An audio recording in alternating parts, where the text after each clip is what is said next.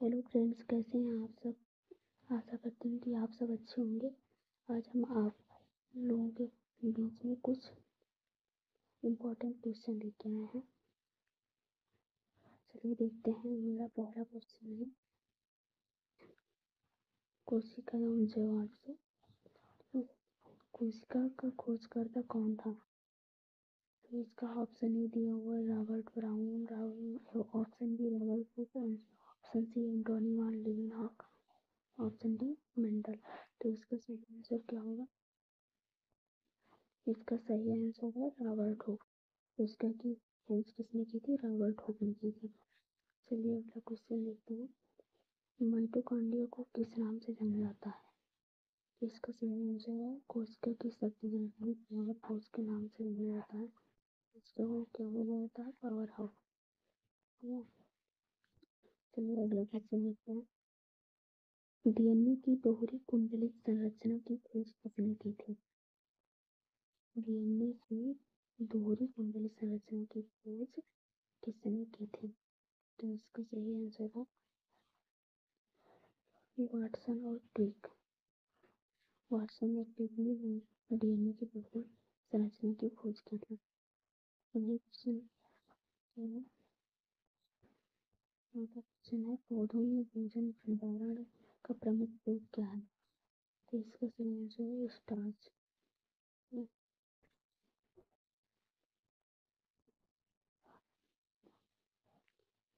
अगला क्वेश्चन कोशिका झिल्ली।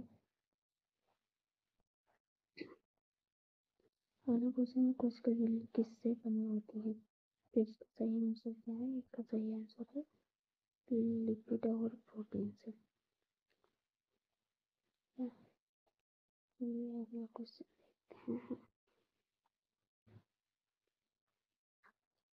अगला क्वेश्चन है जीवों का वैज्ञानिक नामकरण किसने दिया था।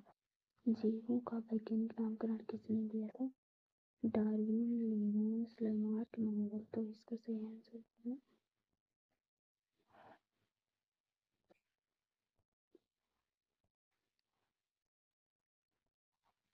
इसका जीवों का वैज्ञानिक नामकरण दिया था लिन्स ने। वैज्ञानिक नामकरण का मतलब जैसे कि मेढक का वैज्ञानिक नाम क्या होता है, जीव वैज्ञानिक नाम तो राणा टिकरी में होता है। मनुष्य का क्या होता है, होमो सैपियंस सैपियंस होता है। ऐसे ही तो इसका जीवों का वैज्ञानिक नामकरण किसने दिया था, लिनियस ने दिया था। अगला क्वेश्चन देखते हैं। विषाणु को जीवित और निर्जीव के बीच की कड़ी क्यों माना जाता है। इसका सही आंसर क्या होगा। तो क्योंकि वो बिना कोशिका के होते हैं, वे जीवित कोशिका के अंदर ही प्रजनन करते हैं, उनमें डीएनए या आरएनए होता है। उपरोक्त सभी। तो इसका सही आंसर क्या है, उपरोक्त सभी मतलब उसमें सब कुछ होता है, इसीलिए उसको विषाणु को जीवित और निर्जीव के बीच की कड़ी माना जाता है। अगला क्वेश्चन है कवक फंगी किस प्रकार का पोषण करता है।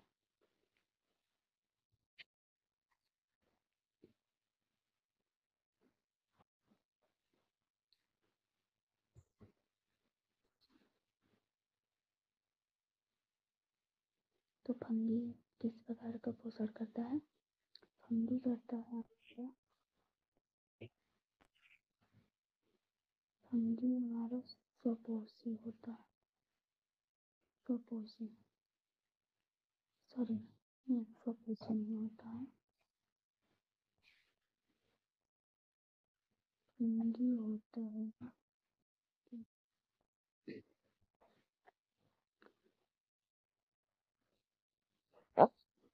कवक किस प्रकार का पोषण करता है।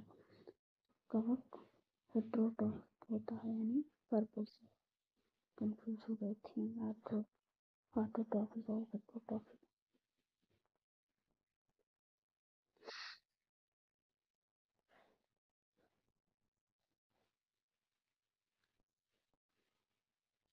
कवक परपोषी स्वपोषी सॉरी परपोषी होता है। बैक्टीरिया का प्रजनन किसी विधि से होता है। लैंगिक जनन, अलैंगिक जनन, कोशिका विभाजन। भी जो होता है, इसका सही आंसर क्या है? इसका सही आंसर है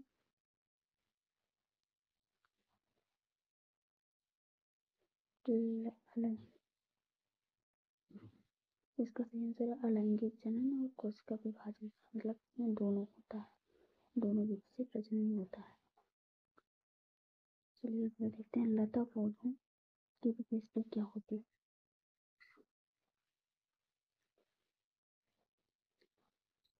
वे सीधे खड़े होते हैं, वे सहारे की मदद से बढ़ते हैं, वे जल में उगते हैं, वे परजीवी होते हैं। तो क्या होते हैं? लता वे सहारे की मदद से बढ़ते हैं। इसका सही आंसर है वो सहारे की मदद से बढ़ते हैं।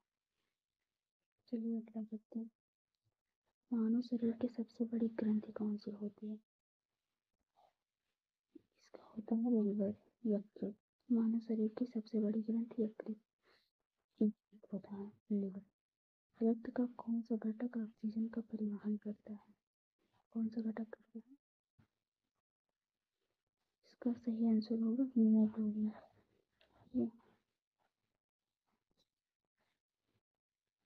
चलिए अगला देखते हैं, पाचन तंत्र में एंजाइम पेप्सिन किसके पाचन में सहायक होता है?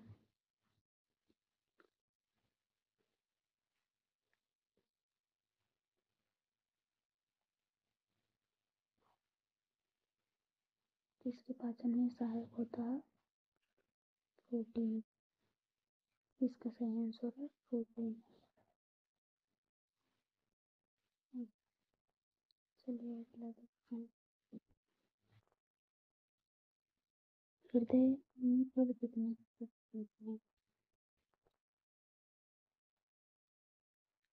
तो इसके 4 होते हैं। इसका सही आंसर है 4।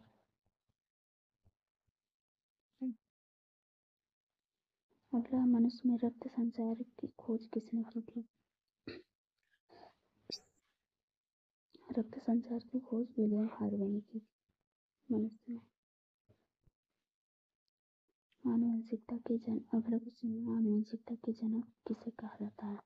इसको कहा जाता है, ये तो सभी को पता होता है, फिलहाल के लिए बता देती हूँ तुमको। आनुवंशिकता के जनक मेंडल को कहा जाता है। लिंग निर्धारण किसके द्वारा किया गया था?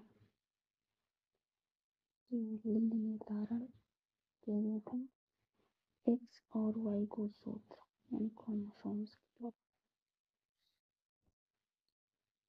प्राकृतिक चयन का सिद्धांत किसने दिया था?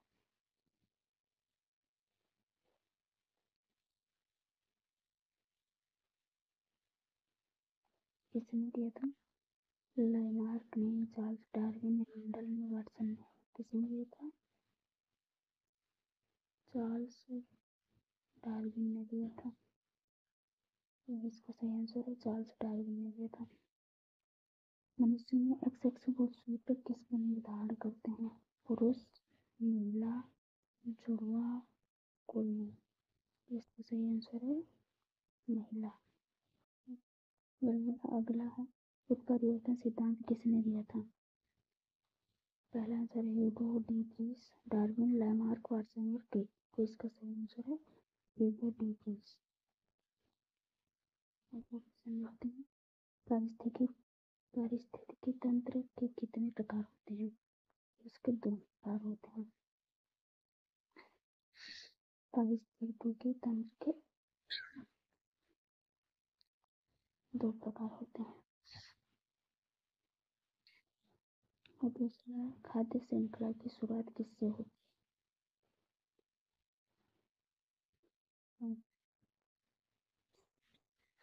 शाकाहारी, मांसाहारी, उत्पादक और घटक।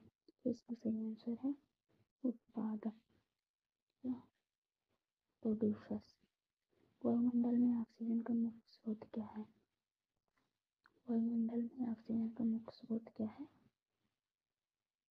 इसका मुख्य स्रोत है पौधे।